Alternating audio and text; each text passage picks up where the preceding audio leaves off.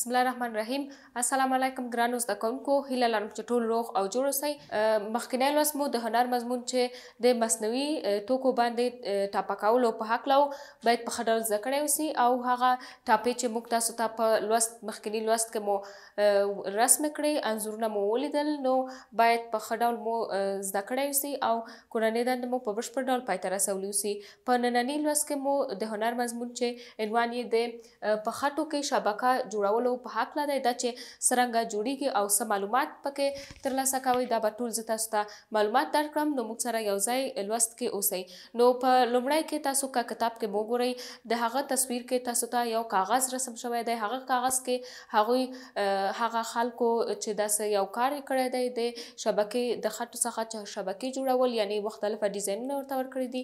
هغوی په لومړی ځل کې هغوی په خپل هغه نقش چې په ډیزاین یې په خپل ذهن کې لره، هغه په ورقه کې رسم کړی دی، بعد له هغې هغه قیچي کړی دی تر څو چاپ یې راوښکي او د هغه دننه یې خټه اچولي تر څو هماغه رقم چاپ یې راوباسي. نو موږ هم کولی شو د خټو پر ځای چې که خټه ونه لرئ یا په د دې لپاره چې خټه ستاسو کار سم مخته وړلی نشي، یا هم خټه باندې کولی شئ تاسو لاسونه چټل سي او خټه ته باید موږ منتظره سو چې تر څو هغه خټه مو کلکه شي. نو د هماغه لپاره تاسو ښه ده چې له موم څخه استفاده وکوئ. له موم څخه هم کولی شئ چې شبکه جوړه کړئ، له موم څخه په استفادې هم کولی شئ چې ډیزاینونه جوړ کړئ او عین شی چې په کتاب کې تاسو ته ډیزاین ښودل شوی دی هماغه رقم تاسو ته وکوو. نو په لومړی ځل کې تاسو ته ښودل شوی دی چې هغه تصویرونه چې کتاب کې تاسو ته ویل شوي دي چې څرنګه کار وکوئ، خو موږ به په خپل طریقې راشو د موم څخه په استفادې یو ډیزاین ورته ورکړو هماغه رقم چې تاسو په کتاب کې دی.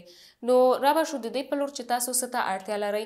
موم ته اړتیا لرئ چې موم هم د خټو پر ځای دی، د خټو پر ځای ورڅخه کولی شو چې ګټه واخلو، ځکه چې موم داسې یو شی دی ستاسو لاسونه نه چټلوي، سربیره د دې توانېدل لري تر څو یو ځای باندې ونښلي یا هم کوم چاپ ترې راووځي. نو سربیره له موم څخه داسې سرپوښونو ته اړتیا لري د ډیزاین لپاره چې تر څو شبکه پکې وښکئ، او سربیره له دې داسې پلاستیکي توکي که کور کې مو لرئ خو هغه ده، که نه لرئ له لرګیو څخه هم کولی شئ چې استفاده وکړئ. راځئ چې دته ډیزاین ورکړو او شبکه ترې جوړه کړو. نو همدا کولی شو چې له خټو څخه هم استفاده کړو، خو تر څو خټې وچیږي او خټو نشو کولی په تخته ونښلو، نو همدې لپاره موم یې بهترین شی دی تر څو تاسو ته یو ښه نمونه جوړه شو. نو راځئ چې ته داسې شکل ورکړو، داسې شکلونه ورته ورکوو تر څو یو ښکلی ډیزاین ځان ته ونیسي. تر اخره همداسې شکل ورکوو، ډیزاین ورکوو. نو په آخر کې دغه ځایونه چې مو حلقه کړي دي د دې څخه موم جدا کوو، ځکه چې وګورو هغه شبکه چې تاسو ته په کتاب کې جوړ کړې ده هماغه رقم یو شکل ده هم ځان ته واخلي. داسې ګرانو زده کوونکو، یو ډول شکل له غټ دایرې څخه، بل ډول هم له کوچنۍ دایرې څخه تاسو وښکئ او وګورئ چې دا ډیزاین مو څرنګه راځي. همدا عمل څو دفعې تکراروو تر څو موږ ته یو ښکلی شکل راکړي. تاسو سربیره له دایري شکل څخه له نورو هندسي شکلونو څخه هم استفاده کولی شئ، لکه تاسو کولی شئ د مثلث شکل نه یا د مربع یا مستطیل شکلونو څخه په استفادې یو ښه شبکه جوړه کړئ او په کورونو کې ترې ګټه واخلئ، داسې ډیزاین ترې جوړ کړئ. داسې تر آخره کوو تر څو ډیزاین مو مکمل شي. بس تر همدغه ځای پورې ښکلی راځي. نو راځئ چې د ده څخه دغه موم چې مو شکل کې انتخاب کړی دی دا ترې جدا کړو له داسې وسیلو څخه په استفادې. دا داسې ګورئ ګرانو زده کوونکو په ښه ډول جدا کیږي. که دا خټه اوسي هم په خټو کې هم کولی شو چې ترې موم جدا کړو، ځکه خټه او موم دواړه یو شانتي یا ځانګړي خصوصیات لري. داسې ترې ټول جدا کوو.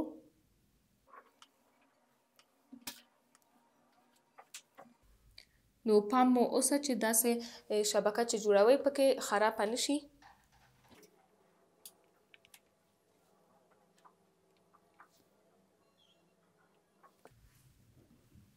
همداسې دا ټول ترې جدا کوو.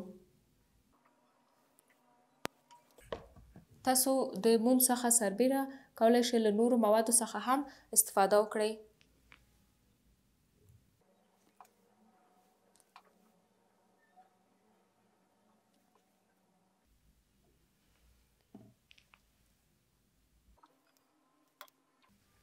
نو څنګه چې تاسو وکته دا مو ترې جدا کړل او داسې یو ښکلی ډیزاین یې ځان ته واخیسته.